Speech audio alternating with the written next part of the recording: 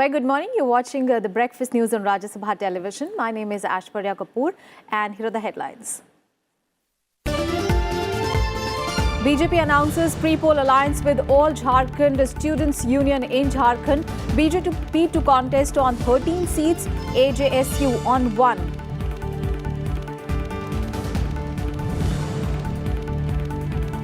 Prime Minister Narendra Modi to lay foundation stone of Khurja and Buxar power plants via video link. He will also inaugurate the Noida City Centre Noida Electronics City section of the Delhi Metro during his visit to Greater Noida. Vice President holds a delegation talks with Costa Rican President, calls for mutual efforts to fight terrorism. India and Costa Rica signed several agreements. Vice President invites Costa Rican companies to invest in India.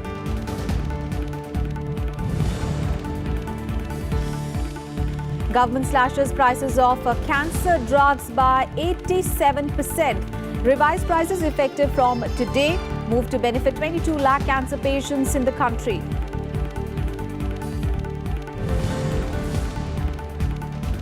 Double disappointment for India in sports. Kohli's team loses third ODI of the 5-match series to Australia by 32 runs. In badminton, ace Indian shuttlers Saina Nehwal and Kidambi Shrikant crash out of the All England Championship. First up, let's get you all the action on elections.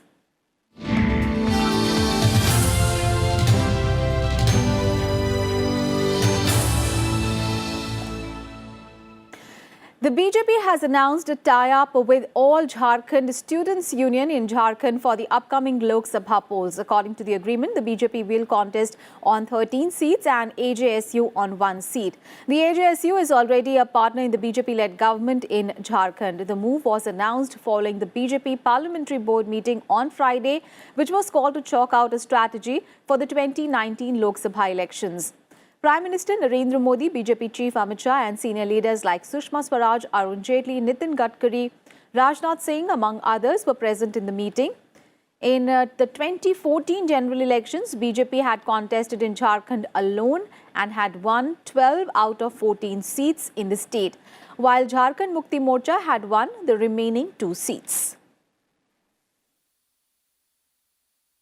14 seat में से 13 seat Bharatiya Janata party लड़ेगी और 1 seat all Jharkhand AJSU party 1 seat लड़ेगी। तो ये हमारा गठबंधन के रूप में, हम एक मजबूत गठबंधन के रूप में झारखंड में जाएंगे। और पिछले चुनाव में भी दोनों पार्टियां अब जो एक मजबूत सरकार झारखंड के विकास की सरकार चला रही हैं, उसी प्रकार से मजबूती के साथ ये दोनों पार्टियां आगामी लोकसभा चुनाव में जाएंगी। Meanwhile, the Left Front announced its candidates for the Raiganj and Murshidabad Lok Sabha seats. The announcement came amid the ongoing seat-sharing talks between the CPIM and the Congress in West Bengal. The two constituencies coveted by both the parties had been the bone of contention. Chairman of the CPIM-led Left Front, Biman Bose, said that current MPs Mohammad Salim and Badruddin Zaza Khan would contest from Raiganj and Murshidabad, respectively. The announcement drew sharp reaction from the Congress, which was not ready to compromise on both the seats, and it is believed that the announcement of candidates in these 2 seats held by the CPM might lead to a breakdown in the seat-sharing discussions between the two parties and eventually pave the way for a 4-cornered contest in the state in the upcoming general election.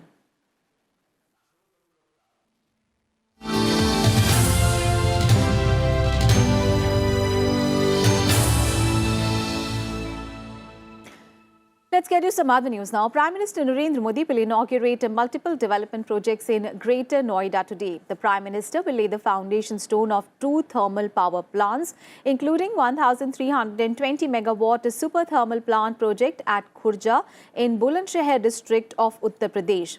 And the second power plant is the 1,320 megawatt thermal power plant at Buxar in Bihar.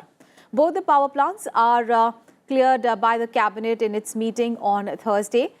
Prime Minister Modi will also inaugurate the Noida City Centre Noida Electronic City section of the Delhi Metro. The 6.6-kilometer long extension of the Delhi Metro's Blue Line will cut down the travel time for residents of Greater Noida as well as Noida. The Prime Minister will also unveil a plaque to mark the inauguration of Pandit Deen Dayal Upadhyay Institute of Archaeology. Prime Minister Narendra Modi inaugurated and laid a foundation stone for projects worth 32,500 crore rupees in Ghaziabad on Friday. The projects include a foundation laying of the regional rail transport system that would connect Delhi and Meerut via Ghaziabad. The project is being built at a cost of over 30,000 crore rupees. Prime Minister Modi also inaugurated a new civil terminal building at the Hindon Airport and also an extension of the Delhi Metro's Red Line. The Prime Minister also inaugurated two model inter-colleges, one for boys and one for girls in Loni town area, drinking water plant, sewage treatment facility and 180 houses built under the government's Asra residential scheme in Ghaziabad city. Ghaziabad की पहचान 3 सी से होती है। पहला सी है connectivity, rail connectivity, metro train से हो, हवाई कनेक्टिविटी हिंडन एयरपोर्ट से हो या फिर ईस्टर्न पेरिफेरल एक्सप्रेसवे के माध्यम से world class road connectivity, Ghaziabad में ट्रांसपोर्ट का आधुनिक इंफ्रास्ट्रक्चर विकसित हो। इसी प्रकार का दूसरा सी यानी cleanliness. On to Samvada News now. Established the dialogue at the highest level. Vice President M. Venkaiah Naidu and Costa Rican President Carlos Quesada held delegation-level talks at the President's house in San Jose in Costa Rica today. Addressing a joint statement, both leaders said that they have discussed areas of mutual interest spanning bilateral, regional and multilateral fields. Both the leaders also talked in detail on the menace of terrorism and the need to fight it. The two nations also held talks on key areas such as tourism, especially ecotourism, education, space and biotechnology, renewable energy including solar and hydropower, particularly e-governance, skill upgradation, railway construction, among others. India and Costa Rica will also collaborate through academic exchange, university-to-university collaboration, including high-speed virtual connectivity. President Quesada and I had fruitful and cordial exchange covering a range of areas of mutual interest spanning bilateral, regional and multilateral fields. There are many new areas of collaboration that hold potential to propel our bilateral relations in the new heights. Key areas include tourism, especially ecotourism, education, space and biotechnology, renewable energy, including solar and hydropower, pharmaceutical, information and communication technology, ICT, particularly e-governance, skill upgradation, railway construction and rolling stock. All these issues we have discussed today at a delegation level meeting.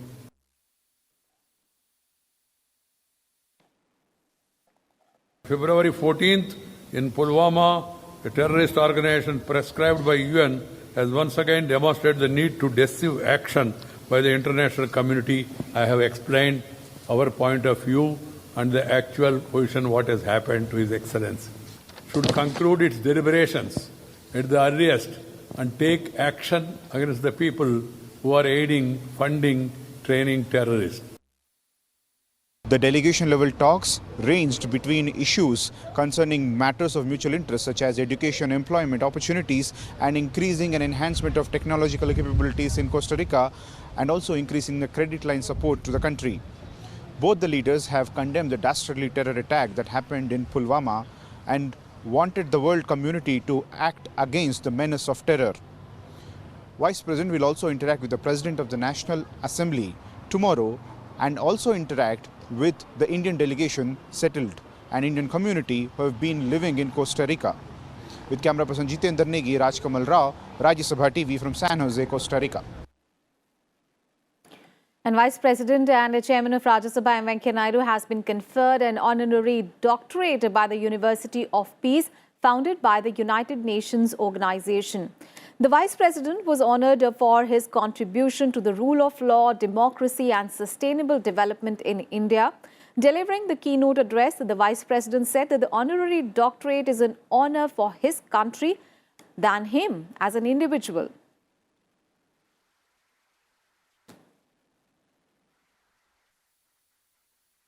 To be here with all of you today at the University for Peace. It is indeed a humbling experience for me to be honored with the degree of Doctor of Letters, honoris causa. This is an honor for my country rather than to me as an individual. It's an honor you are bestowing to a country, a civilization and a culture that has been ardent and consistent champion of peace since time immemorial. And M. Venkaiah Naidu also called for defeating the destructive forces of hatred to ensure peace, for promoting the welfare of humankind. The Vice President noted that terrorism has emerged as the biggest threat to the world peace, even as the world is getting more globalized and closely knit through trade, commerce and information technology. And India is bearing the impact of this most serious challenge. Stating that radicalization on the basis of religion is gaining ground, he called for combating terrorism with the collective might by breaking its nexus with illicit financial and arms flows. Terrorism is the biggest scourge of our lives. It, along with threats like climate change, public health epidemics, do not follow the contours of political borders. In such circumstances, the United Nations, international cooperation, and the member states acting in the spirit of cooperation are the only means of effectively facing these challenges. UN itself would need to be strengthened. An expansion of the United Nations Security Council, which should include India, a country with 1/6 of humanity and the fastest growing large economy, will make it more representative and more effective. Even as we in India celebrate 150th anniversary of Mahatma Gandhi, Mahatma we call, or the great soul, we continue to bear the impact of the most serious challenge to world peace. Terrorism has resulted in loss of lives of many innocent people. It has disrupted day-to-day living in so many parts of the world. Attorney General K.K. Venugopal has clarified in the Supreme Court on Friday that the Rafale documents were not stolen from the Defence Ministry. Venugopal said that what he meant in his submission before the Supreme Court was that petitioners in the applications used photocopies of the original papers that were deemed secret by the government. He said that the statement that files have been stolen is wholly incorrect. He said that the application filed by Yashwant Sinha, Arun Shourie and Prashant Bhushan is seeking from the court a review of its verdict dismissing pleas for a probe against the Rafale deal had annexed 3 documents which were photocopies of the original. Earlier on Wednesday, Venugopal had said that Rafale files were stolen from the Defence Ministry. And Defence Minister Nirmala Sitharaman also cited Venugopal's statement in a tweet. And in Breakfast News, we'll take a very short break. News and updates continue on the other side. Stay tuned.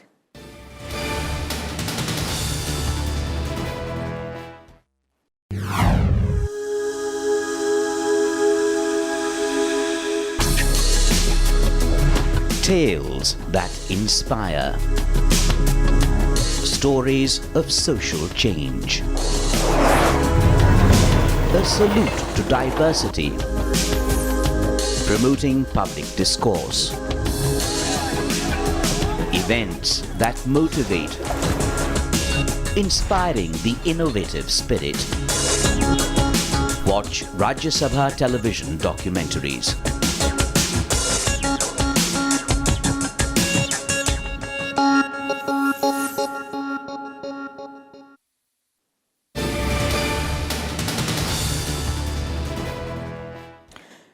government has reduced the prices of 390 anti-cancer drugs. The National Pharmaceutical Pricing Authority under the Ministry of Chemicals and Fertilizers has put out the list of 390 anti-cancer non-scheduled medicines with maximum retail price reduction up to 87%. The revised prices have come into effect from today. Remember, on the 27th of last month, the Pricing Authority had put 42 anti-cancer drugs under 30% trade margin cap. Medicine manufacturers and hospitals have been directed to convey the revised rates. As many as 390 brands out of 426 brands reported by manufactured showed a downward price movement. Now, this move is expected to benefit 22 lakh cancer patients in the country and will result in annual savings of nearly 800 crore rupees to the consumers.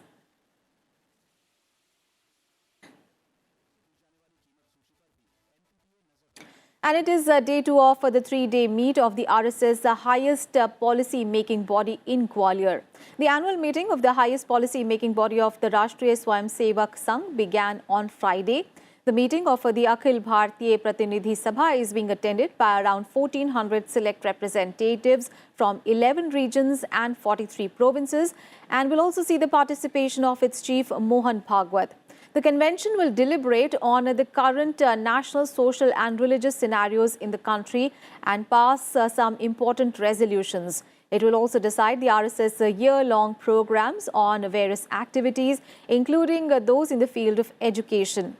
The concluding session will be held tomorrow, which will see RSS General Secretary Bhayaji Joshi dwelling on issues like Ram Temple construction, Pulwama terror attack, and India's airstrike on terror camp in Pakistan. And in a setback to the Congress in Gujarat ahead of general elections, 2 party MLAs have tendered their resignations. One of the MLAs, Jawahar Chawla, joined the BJP at the party's headquarters in Gandhinagar, while another MLA, Parshottam Sabaria, announced that he will join the ruling party soon. Chawla, a 4-time MLA, was inducted into the party by State Home Minister Pradeep Singh Jadeja and senior party leader KC Patel. With the resignations of Chawla and Sabaria, 4 Congress MLAs have so far resigned from the House in the past few months. And in a major move, Defence Minister Nirmala Sitharaman has approved the first batch of long-pending reforms in the Army. Now, these include relocation of 229 officers from the Army headquarters to be deployed in forward locations along the borders with China and Pakistan. Creation of a new post of a Deputy Chief for Military Operations and Strategic Planning to deal with military operations and military intelligence, strategic planning and operational logistics. Setting up of new wings for vigilance and human rights issues, keeping in view the needs of the future battlefield, hybrid warfare and social media reality. And restructuring the Army officers' cadre. The reforms have been finalized after 12 independent studies and are being implemented to enhance its combat capabilities and were finalized by top commanders of the Army in October last year to usher in transformative reforms in the force. Rajya Sabha Deputy Chairman Harivansh on Friday underlined that due to elections taking place all through the span of 5 years, the social tensions are emanating. For this, he said that there should be a widespread debate for simultaneous Lok Sabha and Assembly elections, and political parties should try to find a way out. Harivansh was addressing a seminar, Election and Media, organized by the Delhi Journalists Association at the Constitution Club, where he was the chief guest at the occasion.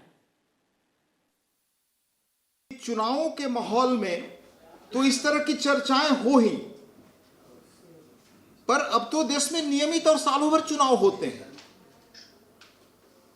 पर जो मुख्य चुनाव है उसके इतर अगर इस तरह की चर्चाएं मतदाता संघ सक्रिय ढंग से काम करे तो जरूर जिन मुद्दों को बदलने की हम सब चर्चा करते हैं, चुनाव को और बेहतर बनाने के लिए, लोकतांत्रिक बनाने के लिए, शायद उस पर एक आम सहमति देश में बन सके।